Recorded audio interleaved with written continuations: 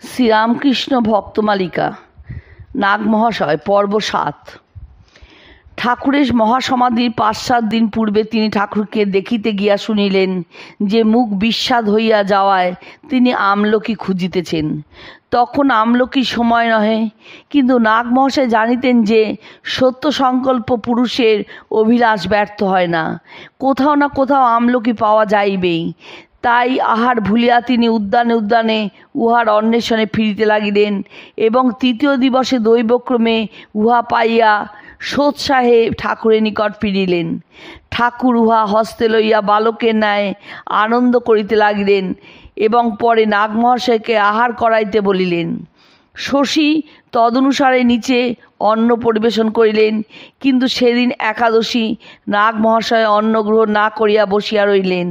ঠাকুরের নিকট এই সংবাদ পৌঁছিলে তিনি অন্নের পাত্র নিজের নিকট আনাইয়া উহা হইতে কিঞ্চিৎ গ্রহণ করিলেন। অতঃপর নাগমহাশয়ের আর আপত্তি থাকিতে পারে না। প্রসাদ প্রসাদ মহাপ্রসাদ বলিয়া তিনি ভূমিষ্ঠ হইয়া প্রণাম করিলেন এবং উহা গ্রহণ করিলেন।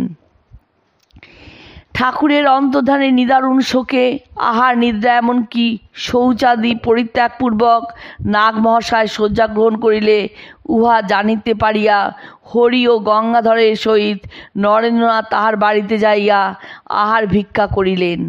নাগমহাশয় শশব্যস্ত উঠিয়া রান্না করিয়া তাহাদিগকে খাইতে দিলেন, কিন্তু শত অনুরোধেও স্বয়ং না বসিয়া ঠাকুরের প্রিয় সন্তানগণকে ভোজ্য গ্রহণপূর্বক গৃহস্থের কল্যাণ সাধনের জন্য কাতর প্রার্থনা জানাইতে লাগিলেন। অগত্যা আহার সমাপন করিয়া নরেন্দ্রনাথ পুনর্বার পীড়াপিড়ি আরম্ভ করিলেন এবং জানাইলেন যে নাগমহাশয় না খাইলে তাহারও অনাহারে তথায় বসিয়া থাকিবেন। অনেক সাধ্য সাধনার পরে সেদিন তিনি আহার করিয়াছিলেন। নিজ দেহাদির যত্নে বিতরাগ হইল পিতৃভক্ত নাগমহাশয় যখনই দেশে যাইতেন তখন পিতার সর্বপ্রকার যত্ন লইতেন। দীনদয়াল ক্রমেই অথর্ব হইয়া পড়িতেছিলেন, সুতরাং পুত্র তাহাকে ধরিয়া লইয়া গিয়া স্নান শৌচাদি করাইতেন, পরিপাঠী রূপে তাহার শয্যা প্রস্তুত করিয়া দিতেন এবং তিনি যেদিন যাহা খাইতে চাইতেন তাহা নিয়া দিতেন। একদিন তিনি অপরের মুখে শুনিলেন যে পিতা দুঃখ করিয়া বলিতেছেন, দুর্গাচরণ তো উপার্জন করল না, নতুবা আমরাও শ্রী শ্রী দুর্গা মায়ের অর্চনা করতে পারতাম। তদবধি নাগমহাশয় প্রতি বৎসর দুর্গা পুজো, কালী পুজো, জগদ্ধাত্রী পুজো, সরস্বতী পুজো ইত্যাদির আয়োজন করিতেন। একবার অর্ধোদয় যোগের সময় তিনি কলিকাতা হইতে দেশে উপস্থিত হইলে দীনদয়াল আক্ষেপ সহকারে বলিলেন, এ তোমার কিরূপ ধর্ম বুঝি না। কোথায় এই সময় গঙ্গা স্নানের জন্য লোকে ভাগীরথী তীরে যায়, আর তুমি কি না এখানে এলে? এখনও 3-4 দিন সময় আছে, আমায় গঙ্গা তীরে নিয়ে চলো।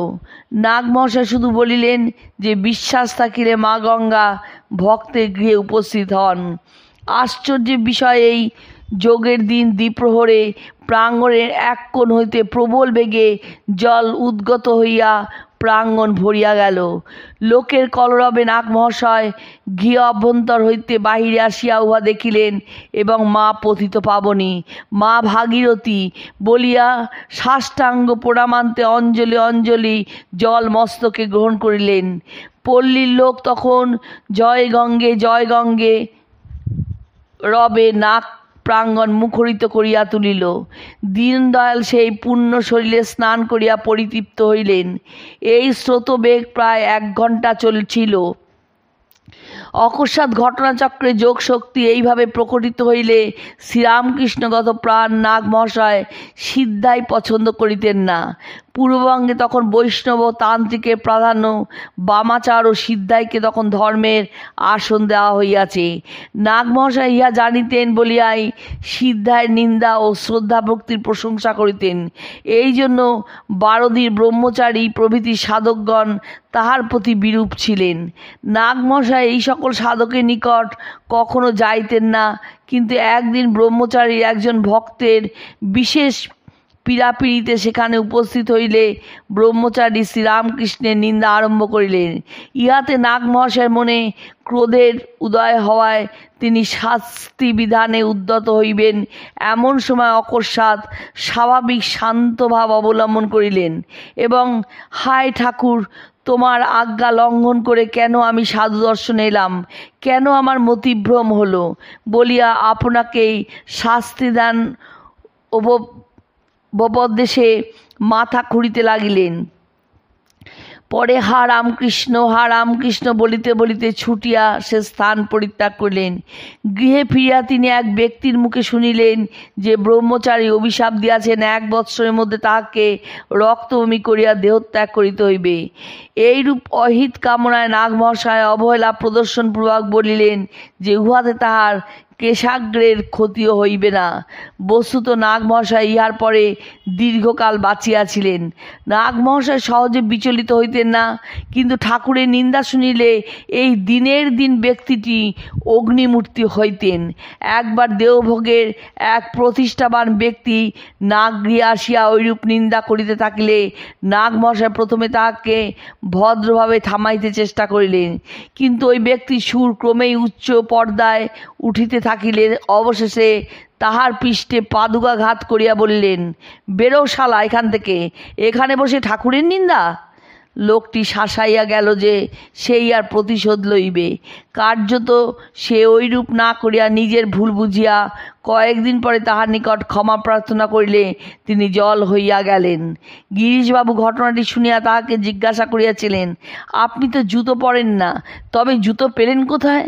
নাগমহাশয় উত্তর দিলেন, কেন, তারই জুতা নিয়ে তাকে মারলুম।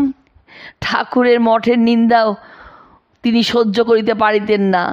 একবার নৌকাযোগে বেলুড়ের সন্নিকটে আসিয়া তিনি মঠের উদ্দেশ্যে প্রণাম করিতে থাকিলে আরোহী এক ব্যক্তি অকথ্যভাবে মঠের নিন্দা আরম্ভ করিল।